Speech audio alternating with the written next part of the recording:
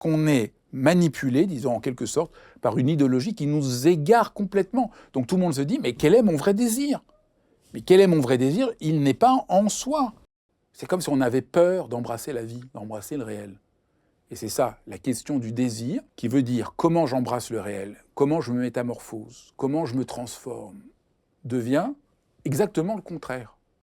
Le désir est une invitation à rencontrer le réel pour qu'on apprenne des choses, et c'est ça qui est palpitant. Je voulais avoir un enfant, mais l'expérience d'avoir un enfant n'a rien à voir avec ce que j'imaginais. Et heureusement. Et youpi.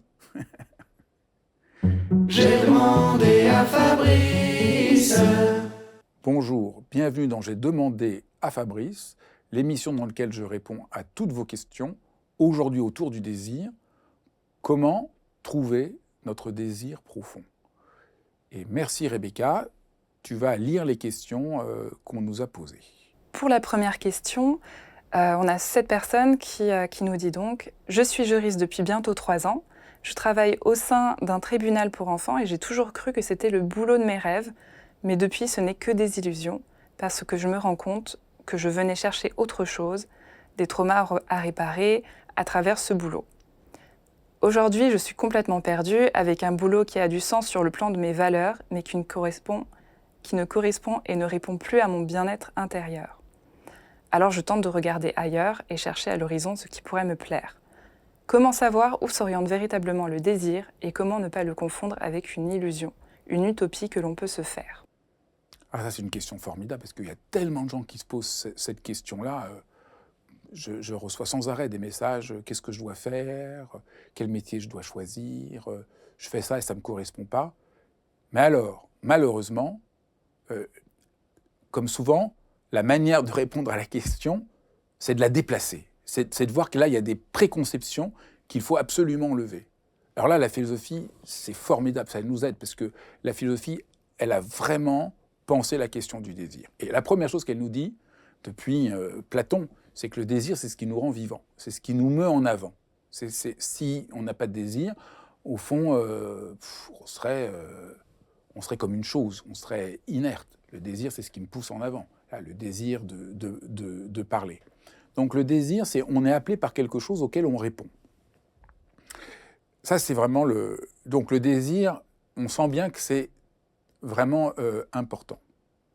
Mais le problème de notre temps, c'est qu'on a l'idée qu'on va trouver son désir en entrant au fond de soi pour le découvrir. Un peu comme je prends un livre, et à la page 100, c'est-à-dire en moi-même, c'est marqué la réponse. Et donc les gens ont l'impression que leur vrai désir est caché en eux. Et c'est une complète illusion. C'est une très profonde illusion. Le désir, il n'est pas en moi. J'y insiste parce que c'est un peu renversant, c'est un peu surprenant, mais notre désir n'est jamais en nous-mêmes. Le désir est toujours relation. C'est ça que nous dit la philosophie. Le désir, c'est on est appelé par quelque chose et il y a un dialogue, un échange, une rencontre. Je désire quelqu'un, le désir, il n'est pas en moi, c'est déjà une manière dont je suis en relation, dont j'ai envie d'entrer en rapport à la personne. Mais le désir sexuel, le désir de créer une relation, le désir d'apprendre, le désir... Donc, toutes les formes de désir, c'est une manière de créer une relation. J'ai du désir pour écouter de la musique, c'est une manière pour moi d'ouvrir une relation. Or, c'est ça le problème de la question. C'est que la personne pense que le désir est en elle et qu'il faut que la réalité corresponde à son désir, ou la réalité est en décalage par rapport à notre désir. Et c'est un peu comme ça qu'on pense tous. Comment faire pour réaliser ses rêves ? Donc le monde doit répondre au désir que j'ai en moi. Page 100, c'est marqué que je dois faire ça, et donc la réalité doit répondre à ce que je fais. C'est en réalité, si on y pense, extraordinairement enfermé. J'ai mon désir en moi-même, et la réalité n'est là que pour corroborer et confirmer moi-même. Ben c'est vraiment, quand on commence à y réfléchir un petit peu, c'est dingue.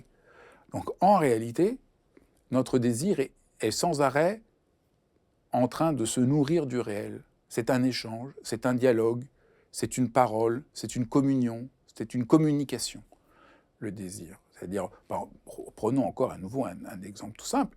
J'ai le désir de m'occuper de mon petit-fils ou de mon enfant ou de mon filleul, enfin peu importe. Le désir que j'ai de m'occuper de cet enfant, Il n'est pas juste en moi-même. En m'occupant de cet enfant, le désir naît, la relation se crée, et mon désir est revigoré. Et dans la relation amoureuse, c'est la même chose. Le désir, il n'est pas là en moi seulement, il est dans l'échange, et plus je me sens en sécurité, en confiance, plus le désir peut naître, etc. Donc, c'est ça le renversement profond. Vous ne trouverez pas votre désir en vous-même, mais par la capacité que vous avez à rencontrer la réalité. Et là, d'un seul coup, on voit que la réponse à la question est complètement autre. J'avais un désir en moi de devenir avocat pour réparer les gens. Mais est-ce que c'est si vrai? Déjà, souvent, elle dit ça, mais il peut y avoir plein d'autres raisons. On ne saura jamais toutes les raisons qui animent notre désir. Donc elle voulait devenir avocat, elle dit c'est pour réparer le trauma. Mais ça, elle ne peut pas le savoir. Personne ne peut le savoir. Parce qu'encore une fois, le désir, aussi le deuxième élément central du désir, j'ai dit que c'était une communication, le deuxième élément, c'est que notre désir est mystérieux. Notre désir est mystérieux. Tu as dû remarquer ça, et vous avez chacun d'entre vous dû remarquer ça. On désire, à un moment, de manger une glace à la fraise, on désire telle personne, on désire faire telle chose, on a envie d'aller au bord de la mer, puis on a envie d'aller à la montagne. Nos désirs sont tout à fait surprenants. C'est tout à fait étrange. Nos désirs, c'est bien nous qui les ressentons, mais ce n'est pas nous qui les décidons. C'est quand même assez étrange. Ce qui est le plus important, mon désir, ce n'est pas moi qui le veux, et pourtant il m'oriente. Donc je suis dans un rapport tout à fait étrange au désir. Et l'erreur, la deuxième erreur que nous faisons, c'est que nous croyons que le rapport au désir qui serait juste, c'est de savoir parfaitement quel est notre désir. Alors ça, c'est peine perdue. Là, je vais vous libérer de 10 ans d'égarement et de souffrance. Vous ne saurez jamais la vérité de votre désir. Ça, c'est fondamental. Personne ne saura jamais la vérité de son désir. Pourquoi moi, j'écris des livres, j'ai le désir d'écrire des livres? Le fond du fond, c'est je n'en sais rien. Et c'est pour ça que j'écris des livres, pour découvrir peu à peu pourquoi j'ai envie d'en écrire. Et au fond, on fait la chose, c'est pas j'ai mon désir de faire un gâteau et je fais un gâteau, ou j'ai le désir d'écrire un livre, ou de parler, ou de rencontrer des gens, ou de m'investir dans une association, peu importe. C'est pas parce que je sens ce désir que je le réalise. Je le réalise pour mieux comprendre ce désir, pour mieux comprendre ce qui m'anime, pour mieux comprendre cette parole qui me constitue au plus profond de moi. C'est ça, le désir, c'est quelque chose qui me constitue.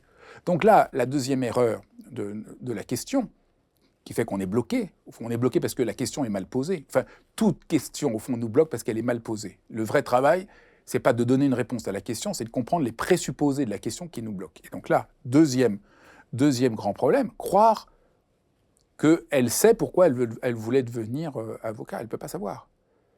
C'est en le faisant qu'elle va découvrir des tas de choses tout à fait surprenantes. Elle croit que c'est ça, mais il y a des milliers d'autres choses. Alors peut-être il y a des choses qui vont passer, des choses qui sont superficielles, des choses qui sont profondes, mais ce n'est pas du tout unilatéral.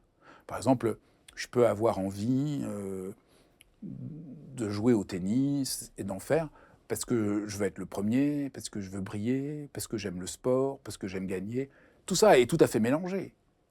Et dire non, je vais avoir un désir pur, que ce serait pour le pur plaisir de jouer, tout ça c'est complètement abstrait. Tout est imbriqué, la vie est pleine de richesses et donc c'est ça qu'il faut creuser. Et c'est ça qui l'essentiel, c'est de comprendre que le désir est une énigme et que l'important, c'est de respecter cette énigme. Alors concrètement, c'est très très important parce que sans doute, au lieu de se dire « il faut que je décide si c'est mon vrai désir ou pas », c'est ça, au fond, la conclusion fondamentale de ce que je veux dire, c'est une question, mais angoissante.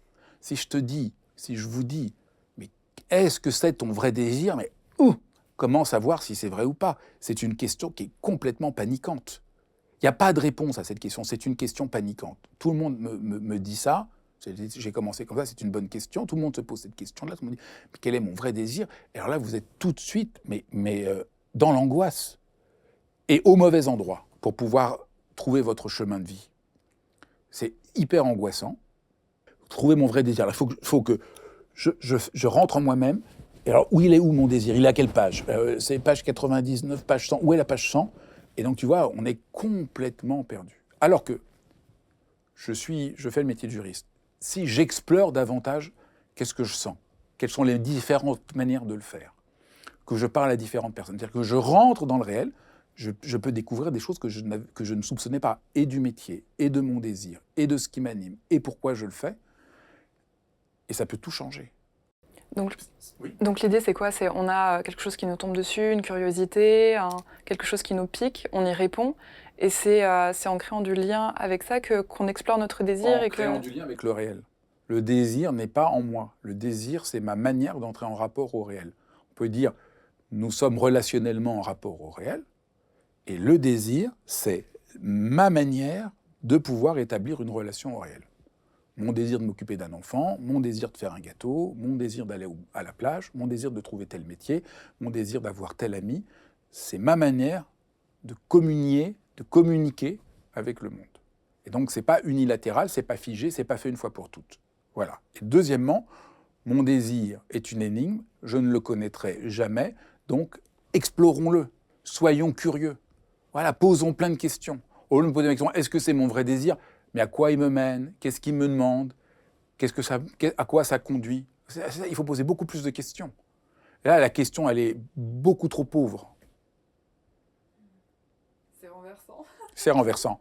Mais c'est renversant. Parce que nous sommes enfermés dans une idéologie qui nous rend malades. Et la question vient qu'on est victime de cette illusion qui nous rend malades. Quel est mon vrai désir? Comme si j'avais une identité, au fond, fixe, figée une fois pour toutes. Mais c'est complètement pas ça, la vie. La vie, c'est une aventure. On se réinvente, on se recrée. Et notre désir, il se métamorphose. Il y a une métamorphose du désir qui est fondamentale. Donc, je dirais, trouver son vrai désir, c'est entrer en rapport au réel. Et bien sûr, il y a d'autres thèmes, déblayer tout ce qui est complètement hors champ. C'est-à-dire la rivalité, les illusions, mais j'imagine qu'il y a d'autres questions, on va y venir. On va venir à qu'est-ce qui nous égare par rapport à notre désir. Et ce qui nous égare par rapport à notre désir, c'est pas en soi, on va voir qu'est-ce que c'est. Alors pour la deuxième question, on a cette personne qui se demande, est-ce qu'il faut écouter ses désirs ou les supprimer, comme par exemple chez les bouddhistes? Alors, supprimer les désirs, c'est décider de devenir neurasthénique sur le champ. Ça serait vraiment catastrophique. Personne n'aurait envie, c'est vouloir devenir quasiment dépressif au plus haut niveau, de ne plus avoir de désir. Donc évidemment, non.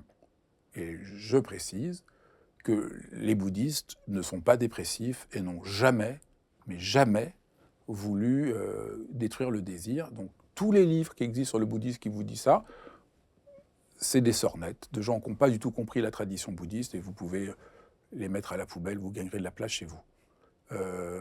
Petite parenthèse, dans le bouddhisme, il est bien marqué qu'il y a Trishna, qu'on a traduit en français par désir, qui n'a pas de sens, qui est un piège. Mais Trishna, c'est l'agrippement, l'accrochement. Alors que chez nous, désir, comme j'ai dit en philosophie, depuis Platon, Spinoza, le désir, c'est l'allant de vie, ce qui me porte en avant. Donc ça, c'est vraiment formidable. Mais ce que la tradition bouddhiste dit, elle ne dit pas du tout qu'il faut détruire le désir. Vous voyez le Dalai Lama, il a eu un allant de vie toute sa vie extraordinaire. Il a fait tellement de choses, donc il n'était pas du tout sans désir. Il y en avait plein. Désir d'aider le monde, désir de faire plein de choses, désir de faire des conférences, désir d'écrire des livres, désir de parler aux gens, désir de libérer le Tibet, désir de... Bon, c'était juste dingue, comme il était plein de désirs. Mais c'est la soif, c'est l'accrochement. C'est-à-dire, au lieu de me réjouir de ce que j'ai, je veux le posséder. Si j'ai en train de manger une bonne pomme, je suis très content, ma pomme est délicieuse, mais si je veux être sûr que c'est moi qui mange la pomme, que je la saisisse, qu'elle est à moi, d'un seul coup, j'ai plus aucun plaisir à la prendre. C'est la possession, dans ce que ça a d'affreux. Alors pour la pomme, c'est un peu... Mais on voit bien avec les êtres. Au lieu d'avoir une relation avec quelqu'un, je veux le posséder, je veux le contrôler. Donc là, c'est plus du tout une relation de désir, c'est une relation tout à fait mortifère. Donc c'est ça que montre la tradition bouddhiste. Donc je ferme la parenthèse, mais ça permet d'éviter toutes ces toute cette mécompréhension, cette erreur de traduction complètement funeste. Il faut faire très attention aux erreurs de traduction, ça peut entraîner beaucoup de conséquences. Donc je redis, Trishna, c'est la soif comme accrochement, et ça n'a rien à voir avec ce que nous, en Occident, on appelle le désir, qui est l'allant de vie, l'élan fondamental d'existence. Donc il ne s'agit pas de supprimer le désir, il ne s'agit pas non plus de les suivre. Il s'agit d'avoir un rapport d'intelligence avec nos désirs, parce qu'il y a des désirs qu'on a qui sont complètement faux, et il y a des désirs qui sont très profonds. Et c'est très important de pouvoir faire cette distinction-là. La vraie question, donc, c'est se libérer de l'accrochement, si on veut prendre ce que nous dit le Bouddha, et puis quelque chose de fondamental, c'est qu'on est manipulé. C'est absolument évident. On voit des images, notre monde est entièrement pris de faire croire qu'on a besoin de tels produits, de telles choses. C'est ce que, en philosophie, René Girard appelait le désir mimétique. Nous avons tendance à être un peu perdus et vouloir ce que l'autre a. Quelqu'un a quelque chose et je me dis, moi, je voudrais la même chose ou même je voudrais plus. Donc en fait, ce n'est pas vraiment moi qui veux. Je veux ce que l'autre a. Alors là, c'est Caïn et Abel. La Bible ne cesse de parler de ça. La Bible ne cesse de parler, on a parlé de Bouddha, là on peut parler de la Bible ne cesse de dire, attention, il y a un danger, c'est de vouloir ce que l'autre a. Donc ça, c'est dans la Bible l'histoire de Caïn et Abel, mais Jacob et Ésaü, enfin, la Bible ne cesse de montrer cette rivalité où quelqu'un veut ce que l'autre a, et ça induit des conséquences tragiques. Alors là, on voit en ce moment, quand on regarde la planète, tout le monde veut ce que l'autre a, et ça fait des guerres infinies. Donc, disons, l'héritage de la Bible, c'est de dire, attention, il y a un désir qui nous aveugle, qui est « je veux ce que l'autre a », qui n'est pas du tout un désir qui m'est propre, pas un désir qui peut me nourrir. Et donc, le vrai travail, encore une fois, c'est pas supprimer le désir ou suivre le désir, c'est d'avoir de l'intelligence. Est-ce que ce désir va m'accomplir? C'est un désir qui est sain, parce qu'il va m'accomplir, va me permettre de me réaliser, ou c'est juste un désir qu'on pourrait dire dans notre langage, le désir mimétique, c'est la jalousie. Voilà, donc je suis jaloux, j'ai un désir, voilà, mon copain a une très belle, il a une nouvelle amie qui est très belle, je la veux. Je sens qu'on me vole quelque chose. C'est très profond, comme aveuglement. Et c'est très important d'apprendre à se libérer de cela, parce que c'est une torture, c'est une immense torture, et qui vient qu'on a perdu la boule, on a perdu notre socle, on a perdu notre centre. Je ne sais pas quelle image est le plus parlant. On ne sait plus vraiment où on est. Et donc ça, c'est très très important de se libérer de ça. Et alors là, aujourd'hui, on voit. D'un seul coup, il y a quelqu'un de télé-réalité qui décide d'avoir des cheveux blonds, alors tout le monde veut avoir des cheveux blonds. Donc ce n'est pas un désir que j'ai. Je veux juste ressembler à quelqu'un en pensant que si je ressemble à cette personne, je vais me retrouver moi-même. Enfin, je ne vais pas me retrouver moi-même puisque je ressemble à quelqu'un qui n'a aucun rapport avec moi. Donc on voit là le piège énorme. Et donc trouver son propre désir, c'est pas s'enfermer en soi-même, comme on l'a dit, mais c'est quand même être à sa place, trouver sa place. Ça, c'est très important, trouver sa place, être à sa place. Je trouve ça vraiment difficile parce que même en sachant tout ça, en sachant l'influence de la publicité ou qu'il y a la jalousie, etc., pour ma part, j'ai l'impression de constamment en fait, perdre mon désir, perdre ce qui est vraiment important pour moi et le remplacer par des choses qui ne sont pas vraiment... Alors donc, il faut s'entraîner à discerner. La voie du bonheur, c'est s'entraîner à discerner. Pas, parce qu'au fond, disons, l'erreur qui serait, ça serait dire « Ah merde, des fois je suis jaloux, c'est pas bien. » Non, c'est normal, on se fait tromper. Mais de se poser la question, est-ce que ça je le veux vraiment ou je me fais avoir? Est-ce que je veux avoir tel vernis à ongles ou telle chose parce que je l'ai vu et que ça m'a donné une idée, ça serait pas mal que j'ai ça aussi, ou c'est juste parce que je veux être accepté, être reconnu dans cette sorte de rivalité qui m'aveugle. Donc c'est, encore une fois, mon propos n'est pas qu'on se sente coupable d'être trompé dans notre désir. On est tous trompés dans notre désir. C'est la vie humaine. La vie humaine, c'est que le désir nous égare et nous trompe et que c'est un travail formidablement fantastique d'essayer d'être au clair sur notre désir. Mais c'est un travail, être un être humain, voilà, il y a un travail d'être humain. On pourrait dire que toute cette émission, j'ai demandé à Fabrice, c'est découvrir quelle est la manière d'être un être humain, quel est ce travail pour être un être humain épanoui. Donc j'espère que Tu te sens tout à fait détendu, c'est tout à fait normal, il n'y a aucun problème avec ça. Juste, ça vaut la peine de se dire « Ah, est-ce que c'est mon vrai désir ou pas ?» Et la manière de savoir si c'est mon vrai désir, c'est pas en m'écoutant, c'est en rencontrant le réel. Est-ce que j'ai envie de mettre ce manteau? Je l'essaye. Est-ce que je me sens mieux? Est-ce que ça a du sens? Est-ce que ça va répondre à quelque chose dans le réel? Est-ce que ça... Voilà. Et répondre dans le réel, ça veut dire, est-ce que ça va me rendre service? Est-ce que ça va bien m'aller? Enfin, voilà. Des choses qui ne sont pas liées à mon ressenti, mais qui sont liées à une sorte d'objectivité. Il y a une objectivité, au fond, du désir, étrangement. Une objectivité du désir? Oui, puisque ça nous met en rapport au réel. Si j'ai le désir de m'occuper de mes enfants, j'ai envie d'être avec eux, de jouer avec eux, de les faire grandir, ce désir a une objectivité, ça rend mes enfants heureux, ça accomplit quelque chose, ça se voit. C'est pas juste... Ce qui compte n'est pas juste mon sentiment. Mon sentiment n'est pas gage de vérité. Les gens sont trop enfermés dans leurs sentiments. Mais le sentiment, ce que j'appelle moi dans mon langage le vécu, que j'oppose toujours le vécu à l'expérience, le vécu c'est un enfermement, l'expérience est une libération. Mon vécu, moi, ce que je sens, c'est pas si important. Un de mes collègues me disait qu'il avait un ami qui venait de perdre son père.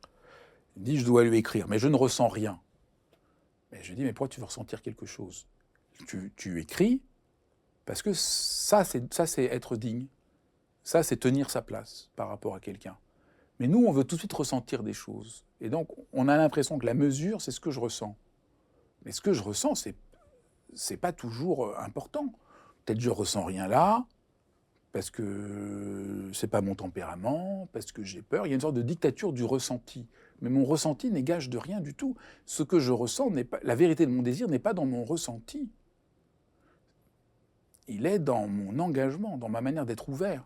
Mon désir de m'occuper de mes enfants, c'est qu'après, je sens que ça accomplit quelque chose de mon destin, de mon existence. Mais est-ce que je ressens forcément quelque chose tout le temps? Non. Heureusement qu'on est tenu par autre chose que le ressenti. Les gens sont enfermés dans leur vécu, c'est un malheur sans nom.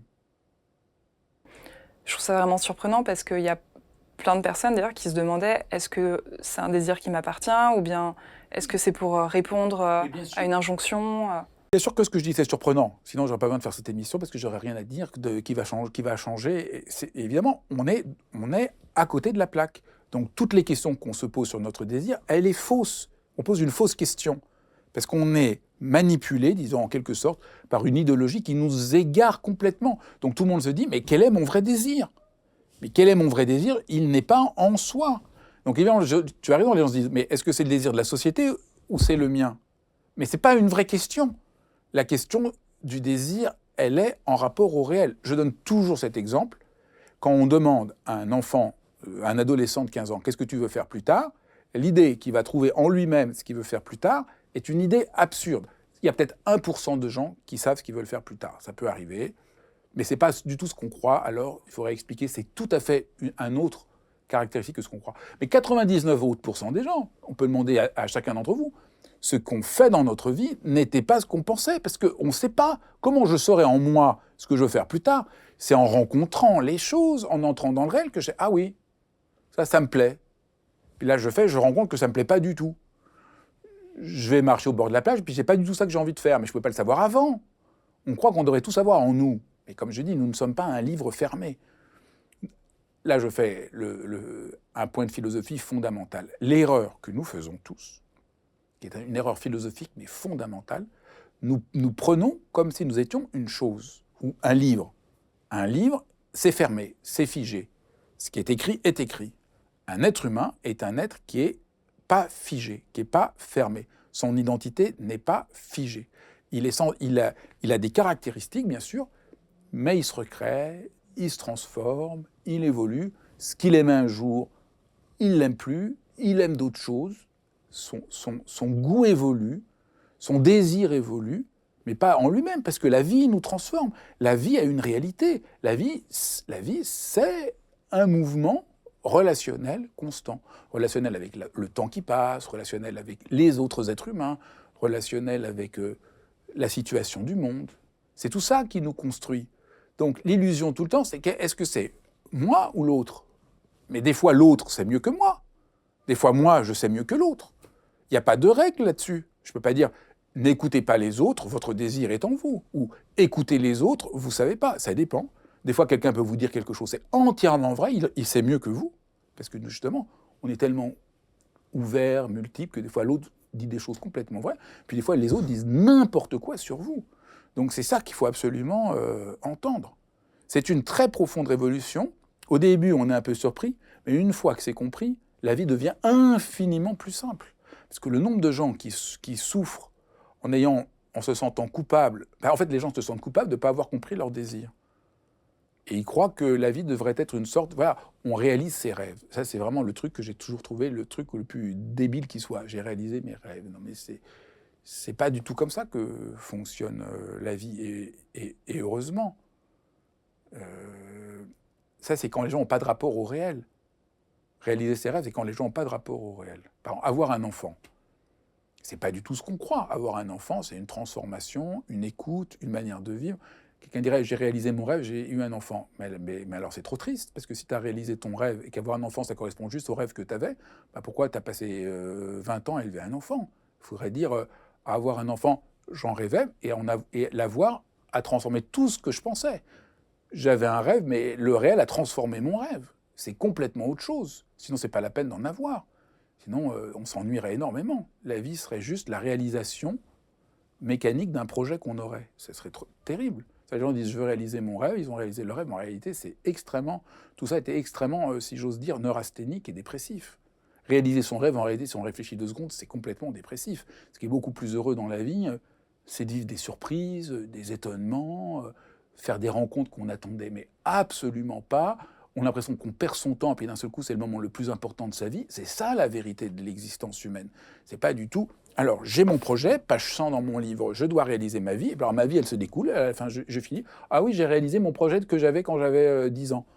Alors, ta vie, tu n'as rien rencontré, tu n'as pas eu d'aventure, tu n'as pas eu d'événement, tu t'es pas transformé, tu t'es pas métamorphosé. Bah, bonjour, c'est pas très amusant. Donc, c'est cette aventure dans la chair du réel qu'il faut retrouver et qu'on oublie. C'est comme si on avait peur d'embrasser la vie, d'embrasser le réel.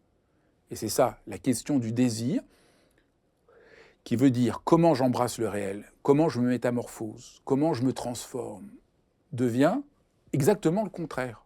Donc on voit comment c'est complètement dingue. C'est le contraire. Les gens comprennent, j'ai mon désir en moi, est-ce que je suis fidèle à mon désir ou pas? Et tout le monde se sent frustré. Bah non, parce que c'est pas les petits nuages roses, le paradis. Je voulais devenir juge. Et finalement, c'est pas aussi merveilleux que je croyais. Je voulais avoir un enfant, quand même, il faut changer ses couches et il pleure. Donc, c'est pas tout à fait mon rêve. Donc, c'est ça, comme on désire. Ouais, c'est ça, la fausse idée du désir. Mais non, on se trompe complètement. Le désir est une invitation à rencontrer le réel pour qu'on apprenne des choses. Et c'est ça qui est palpitant. Je voulais avoir un enfant. L'expérience d'avoir un enfant n'a rien à voir avec ce que j'imaginais. Et heureusement. Et youpi.